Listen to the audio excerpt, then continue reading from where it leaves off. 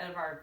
I would like them to take a leather cleaner and coat this, and most of these things will come out. It'll blend it together, and it takes care of this leather. It's getting real dried out, but this is a real quality piece of leather, so we can take it and it'll look much better. Just have them, it's part of, it would be normally maybe part of the deep clean, but actually after a deep clean you can come in and you're actually walking through and looking for damages and stuff, and some of the damages and things that we're going to swap out will be maintenance and some will be housekeeping. So you can make a list for housekeepers to do touch-ups, this and that, and coat this, so just be very specific. You can take a picture of it and make a work order for it. When I do make a work order for this specific job, can I assign it to your housekeeper? Yes. Yeah, you make a work order and you assign it to one of your housekeepers that have worked in the house, so they know what So that doesn't go through the whole Casey thing? I don't think so, no. I don't think it needs, no. Okay. Because when we don't assign nothing, it goes automatically. Right. You assign it. No, I want you to Okay. assign it because you want to keep track of your housekeepers and you want them to know what you're talking about. They can come to you and ask you.